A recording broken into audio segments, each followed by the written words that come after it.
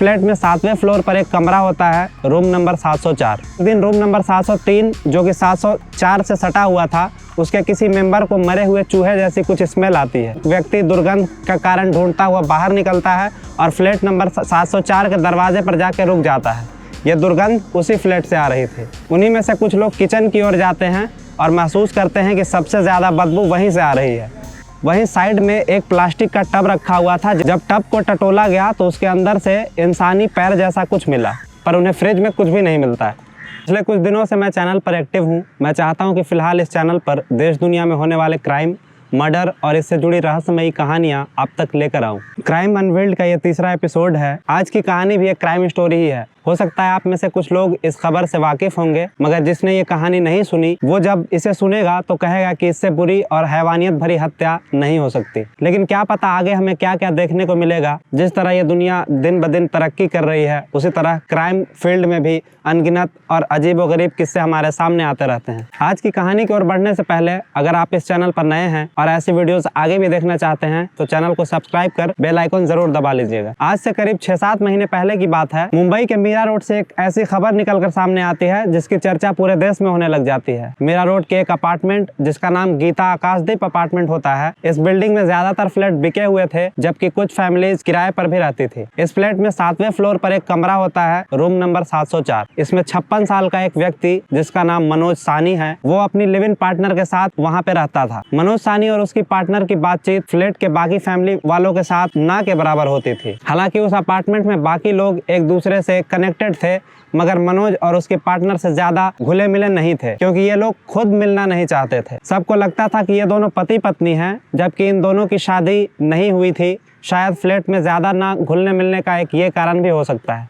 वो एक live in relationship में थे और वो दोनों एक साथ रहते थे। एक दिन रूम नंबर 703 जो कि 704 से सटा हुआ था, उसके किसी मेंबर को मरे हुए चूहे जैसी कुछ स्मेल आती है। वो अपने घर और अगल बगल सीढ़ियों पे ध्यान से देखता है, पर उसे वो चूहा कहीं नहीं मिलता। एक दिन से दूसरा दिन गुजर जाता है और अब 703 नंबर फ्लैट वाला व्यक्ति 701 और 702 नंबर वालों से भी जाके दुर्गंध के बारे में पूछता है। वो भी यही कहते हैं कि पता नहीं कल से कुछ गंदी स्मेल हमें भी आ रही है। वे लोग फ्लैट नंबर 704 वाले से नहीं पूछते, क्योंकि जैसा कि मैंने बताया उनकी बातचीत कम ही होती थी। बाकी फ्लैट वाले इसका सॉल्यूशन निकालना चाहते थे।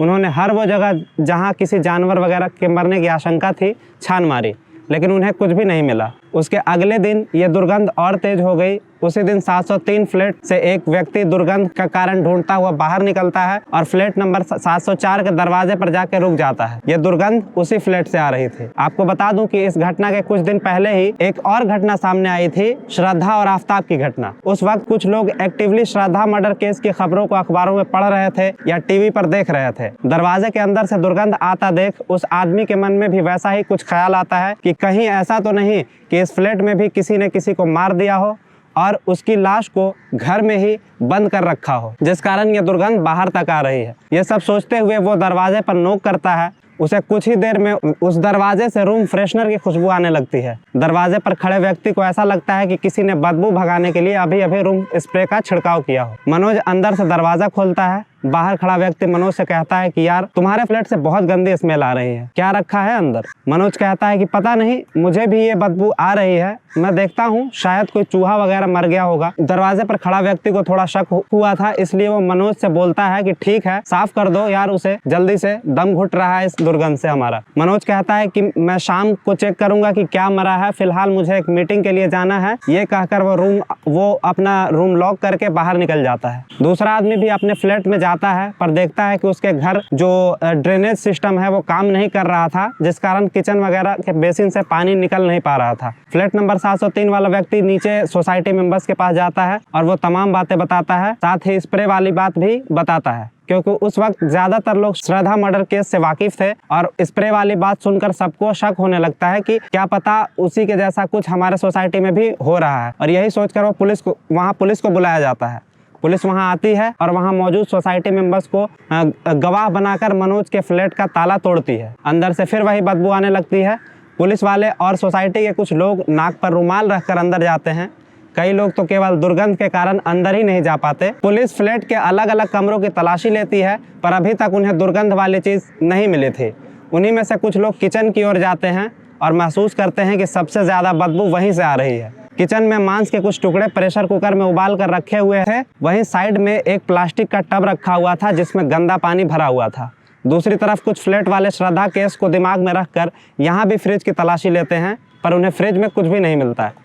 किचन में चूल्हे पर एक तवा चढ़ा होता है, उस पर मांस के कुछ भुने हुए टुकड़े रखे हुए होते हैं। ये तो कंफर्म हो गया था कि ये दुर्गंध इन्हीं मांस के टुकड़ों से आ रही थी, मगर ये पता नहीं चल पा रहा था कि ये मांस के टुकड़े हैं किस चीज़ के। जब टब को टटोला गया तो उसके अंदर से इंसानी पैर जैसा कुछ मिला। साथ ही एक कमरे के कोने में वुड कटर और एक कटी हुई चोटी मिलती है। अब ये भी कंफर्म हो चुका था कि ये किसी जानवर के मांस के टुकड़े नहीं बल्कि एक इंसान, वो भी किसी महिला की लाश के टुकड़े थे। छानबीन करते शाम होने वाली थी। अब तक मनोज वापस आ गया था। मनोज फ्लैट में वापस आने के लिए लिफ्ट में चढ़ा ही होता है कि उसे अचानक से 7वें फ्लोर पे शोरगुल सुनाई देती है। वो वापस नीचे उतरता है। वहाँ खड़ी पुलिस वाहन देखकर भागने की कोशिश करता है, मगर यह खबर तब तक वहां मौजूद बाकी सोसाइटी मेंबर्स में भी फैल चुकी थी। वे लोग मनोज को पकड़ लेते हैं और पुलिस के हवाले कर देते हैं। पुलिस घटनास्थल पर ही उसे तमाम चीजें पूछने लगती हैं। मनोज बताता है कि ये मेरी बीवी की डेड बॉडी के टुकड़े हैं। उसका कहना था कि हमने चोरी छिपे शादी कर ली थी, हम यहाँ किराए पर रहते थे, मगर कुछ दिन पहले मुझे मेरे जॉब से निकाल दिया गया था, जिस कारण ये दुखी रहती थी। जॉब को लेकर हम दोनों अक्सर टेंशन में रहते थे और एक दिन जब मैं घर लौटा तो इसने जहर खाकर आत्महत्या कर ली थी। मनोज से पूछा जाता है कि अगर उसने सुसाइड किया था तो उसकी बॉडी के ये टुकड़े किसने किए। मनोज कहता है कि ये मैंने किए हैं। पुलिस पूछती है कि क्यों। मनोज कहता है कि इसलिए कि ये डेड बॉडी अगर कोई देखता तो वो मुझ पर शक करता, इसलिए मुझे ये सब कुछ करना पड़ा। पुलिस पूछती है कि आखिर तुमने इन टुकड़ों का करते क्या थे।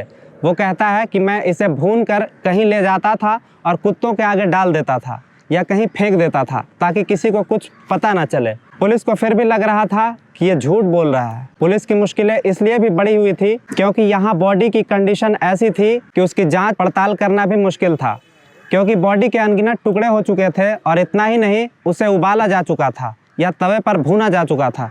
ये पता लगाना बेहद मुश्किल था कि कौन सा पार्ट पेट का है और कौन सा पार्ट सर का है। अभी भी ये केस काफ़ी उलझी हुई है। पुलिस ऐसा कोई एविडेंस जो मनोज के खिलाफ हो जुटाने में नाकाम रही है। अगर पुलिस के सामने मनोज अपना जुर्म कबूल भी कर ले तो कोर्ट में उसकी वैल्यू नहीं होगी। वो अगर कोर्ट में कह दे कि उसकी पार्टनर ने खुदकुशी की है तो वो बेकसूर माना जाएगा और सज़ा से बच जाएगा। देखते हैं इस कहानी में आगे क्या होता है। जो भी होगा आपको हम अपडेट करते रहेंगे। बाकी आज की इस वीडियो में इतना ही, फिर मिलेंगे। धन्यवाद।